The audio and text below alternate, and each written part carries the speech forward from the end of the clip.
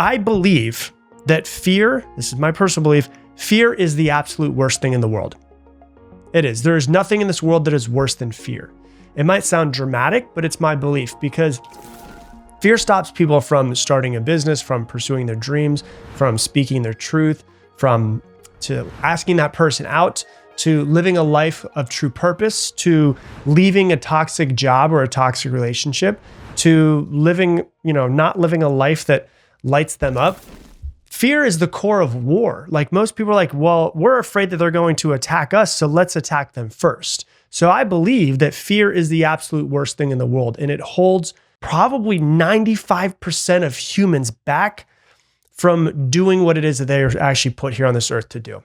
And the wild part about it is that fear isn't the thing that you think that it's about. Like people are always like, I need to deal with my fear of failure. And I'm like, actually, that's just what you're seeing. There's a whole lot of psychological processes that's happening before you ever get to the idea of the fear of failure. It's not really the fear of failure. It's what the failure might reveal about you, And so people think, oh, if I fail, then I'm not good enough. If I fail, then I'm a fraud. If I fail, then everyone will judge me. If I fail, then there will be proof to other people that I am unworthy. And those things that happen. So I always say, you're not afraid of failure. If you think that you're afraid of failure, ask yourself what happens after you fail. Ask yourself what you think about yourself when you fail. Ask yourself what you think other people will think about you when you fail. Those right there, those things are the real monster that's under the bed. You're not scared of the fall. You're scared of the mirror that it holds up in front of you. When you fail, it's like a mirror put up in front of you, and you can now go, okay, well, what do I think about myself? What we're really afraid of is not failure. It tends to be exposure in some way. At the root of most fear is this one terrifying belief. If I try and I fail, the world will finally see that I'm not enough. You are probably afraid that people will see you the way that you see yourself. That's what it comes down to a lot of times. If I fail, they'll finally see that I'm a fraud. They'll finally see that I'm not good enough. They'll finally see that I'm not smart enough. They'll finally see that I'm not worthy of love. They'll finally see that I'm stupid. They'll finally see whatever it might be that you think about yourself. So you don't actually fear failure. Failure is just basically the portal for you to see what you think of yourself. And we will be right back. Hey, if you've ever wanted to be coached personally by me, right now is your chance. I just opened the doors to Mindset 2.0, which is a 12-week system that's designed to help you finally break free from procrastination, to stop overthinking, stop holding yourself back so that you can create the life that you want. But the doors are going to close in just a few days, and the first few people who join are going to get a massive discount plus access to exclusive bonuses that I've never put out before. And so if you've been waiting for a sign, this is it. All you need to do is go to coachwithrob.com right now. Once again, coachwithrob.com, or you can click the link that's down in the description, and I'll see you on the inside. And now back to the show. And so I want you to understand, you're not afraid of just the failing. You're afraid of what you think happens after you fail and what people reflect back to you of what you think about yourself. That's why so many people would rather stay stuck than try, because mediocrity feels safer than risking putting yourself out there and people seeing that you're not enough. Notice I say the word feels because mediocrity feels safer. If I don't risk anything, I'll be safer. But one of my favorite phrases around this is, if you don't risk anything in your life, you risk everything. If you don't put yourself out to be able to be seen or judged or to risk something, then you're risking your entire life. Mediocrity feels safer than actually risking putting yourself out there and people seeing that you're not enough. But here's what most people don't realize. Your fear is not protecting you. It's preserving your insecurity. And so think about that for a second. We think that our fear is protecting us from something. But really what it's doing is it's preserving our insecurity within us, whatever that insecurity might be. If I don't put my gifts out into the world and then fail in some sort of way, then I will not be exposed. I'd rather sit in silence and hear in the darkness for the rest of my life so that therefore I can't be judged and people can't see my insecurities. So we're trying to keep that wound, whatever that wound is, untouched, unchallenged in some sort of way, unseen. We got to hide it in the shadows. So if you don't launch that thing, if you don't start that business, if you don't ask for more, if you don't put yourself out there, you'll never be seen. And if you're never seen, then you can never feel like the failure that you might think that you are already inside of you. Because as long as you don't try, you could pretend that the fear is not real. But if you do put yourself out there, oh shit, well now you open yourself up to being exposed. When you put yourself out there, you open yourself up to failing, to being seen. There's a Native American quote that I heard years ago that I love, and it says, the brightest light gets the arrows. And it's like, we don't want to be the brightest light. We want to stay in the shadows, because if we're the brightest light, it opens us up to exposure. It opens us up to judgment and other people's opinions, all these arrows. No, we'd rather not be a bright light. So what do? We decide to stay hidden. We decide to stay small in some sort of way. You don't want to open yourself up to being exposed, because if you get exposed, you might get rejected. You might get judged. You might have haters, whatever else you might be afraid of. And so what failure actually is, like, let's look at failure in itself. Like one of the things I love to do with coaching clients that I've done before is just say like, okay, what is failure to you? Define failure. And as you start to ask somebody more questions about failure, they start to run out of answers. And the reason why is because they've never actually played it out. Because they're like, oh, well, if I'm afraid of failure. Okay, what does failure mean to you? It means trying something and not succeeding. Okay, what are you afraid of trying not to succeed? Well, I don't know. I'm not really afraid of. Okay, well, but then they always go, well, but I know I've got to fail in order to succeed anyways. And it's like they kind of walk themselves into an own circle and they're like, oh, this doesn't really make a whole lot of sense. So like, let's redefine it for you, right? Failure is not falling down on the path. The way that I see failure is not falling down on the path, right? Failure is staying down. Failure is giving up. Failure is self-abandonment. You cannot fail at something if you don't give up. That's the crazy part about it. Only at the point when you give up does that become a failure. Like if you say, I'm going to start a business, and then you just never give up on the business, you will eventually figure it out in the next 5, 10, 20, 30 years how to succeed. The only time when that business becomes a failure is when you give up on the business. And so what if I just decide to never give up? Because like falling down, missing the mark, messing up, no, that's not failure. That's feedback. That's data. That's how you learn. That's how you build a multi-million-dollar business. Honda, the guy who created Honda, one of my favorite quotes of his is success is 99% failure. Like literally a multi-billion-dollar company. The owner and starter of it said success is 99% failure. The great thing about success is that you only have to not fail one time. That's it. Because if you only not fail one time, that means that you succeeded. And so put that on your bathroom mirror, whatever you think will wake you up. Okay, success, it's 99% failure. You only have to not fail one time. In the way I see failure and success, like if I were to go up to somebody and say, what's the opposite of failure? They would say success. What's the opposite of success? Failure. I don't actually see success and failure as opposites at all. I see them both as two sides to the same coin. Like you cannot have one without the other. You cannot succeed without failing, and you cannot fail without the opportunity of success. So let's talk about how to, in your brain, get over this fear of failure. Because here's the thing. If your brain has some sort of fear, it's trying to protect you from something.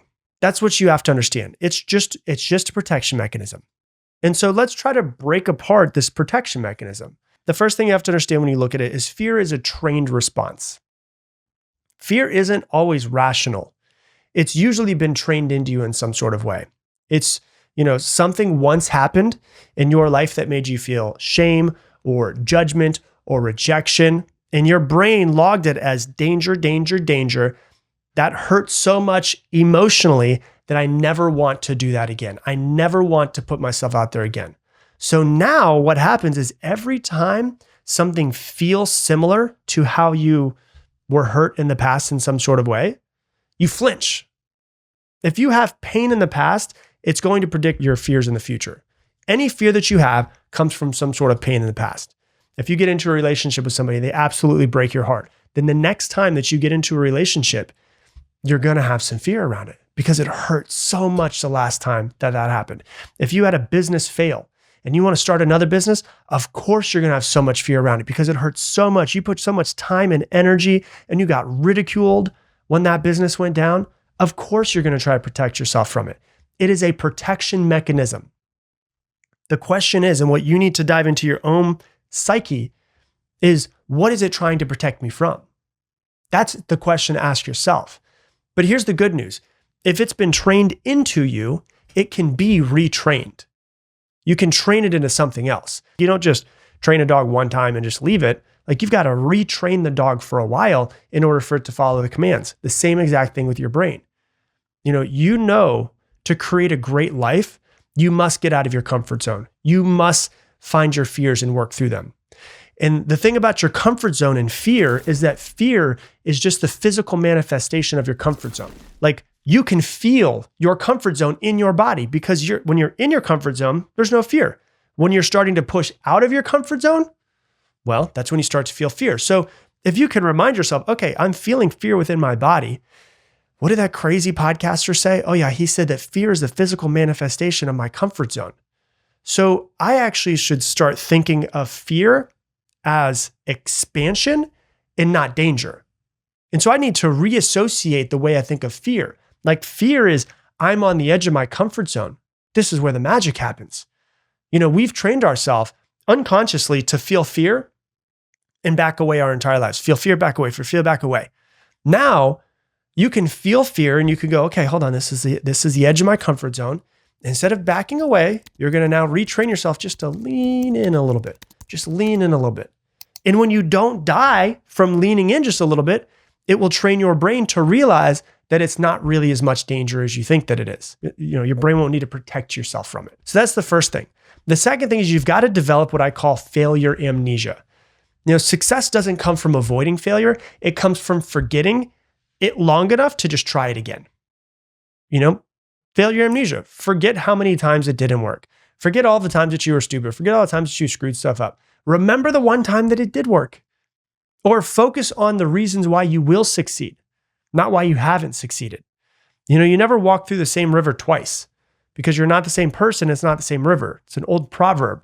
And so your past isn't a prophecy to your future. It's just the past. And the greatest athletes that I've ever seen have failure amnesia. If Michael Jordan missed the game-winning shot last night, he still wants to take the game-winning shot tonight. That's the failure amnesia I'm talking about. You got to forget about last night. You got to forget about your last shot. It's this shot that we have to think about.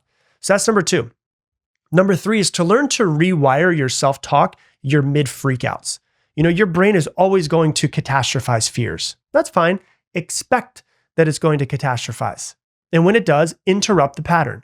It's called cognitive reframing. In psychology, cognitive reframing is the practice of shifting how you think about a situation so it feels more empowering and less negative. So instead of, I'll fail and it will expose me as being not qualified or, imposter or whatever it might be, stop it in the middle of thinking that and saying, hey, messing this up is not going to kill me. I need to do this to create the life that I want. And then repeat it until your nervous system chills out. Take a couple breaths, calm your nervous system down because it's had this fear ramp it up in some sort of way. Hey, messing up's not going to kill me. I need to do this to create the life that I want. Messing up will not kill me. I need to do this to create the life that I want. And then move, take a step, start the business, send the email, launch the thing, whatever it is that you need to do. You will not die. And your brain needs to see that you will not die because your brain thinks, oh my gosh, if I move into this place that's outside of my comfort zone, it's absolute danger. So it paralyzes you. You need to show your brain it's not that big of a deal. The 4th thing to do, just expect that you're going to fail. You're going to f stuff up. That's fine. I expect to fail in every single thing that I do. The most successful people I know are trying to fail as fast as possible because they know eventually if they have enough failures, they're this didn't work, this didn't work, this didn't work. They're eventually going to figure out what does work. So expect failure. Don't let it stop you. Expect, the dip. Expect the what have I done panic. Expect judgment from other people. Expect typos in everything that you do. Expect that you're going to get some haters, but don't fear them. Just normalize them. They're going to come. That's the way that it goes. They're not the end. Screwing up is not the end. The fears, the haters, the typos, the judgment, all of that stuff, they're just the toll that you pay for the freedom of the life that you're creating. And then the last thing, the fifth thing, is be more afraid of the fear of regret than the fear of failure. I have all of the same fears as a normal human. Fear of rejection, fear of failure, fear of judgment, fear of other people's opinions. But my biggest failure that's way bigger than the fear of failure is I'm more afraid of dying and not seeing my true potential than I am of failure. Like I'm more afraid of regretting, getting to the end of my life and regretting my life. That fear, instead of holding me, the fear of failure can hold me back, but the fear of regret at the end of my life drives me to take action. Like just let that land for a second. Your fear of failure, it'll always be there, but the fear of regret, the fear of staying small, the fear of not living up to your potential, that's unbearable. That's not what I want to deal with. And so I want you to understand this. Fear is just going to be there. Your fear of failure is going to be there. Successful people in life, when you look at them, they feel all the same fears that you do. They don't lack fear. They just refuse to bow to that fear. They feel a fear and then they do actually do it anyways. And so if you have the fear of failure, what I want you to do is I want you to listen to this, go step by step through it. Find out what you're fearing behind it. Find out how to cognitively reframe it. And then don't listen to the fear. Do it anyways and create the life that you want. Hey, thanks so much for watching this video. YouTube thinks that what you've been watching recently means that you should actually watch this video next. And if you want to make sure you subscribe so you never miss another one, click that button right there.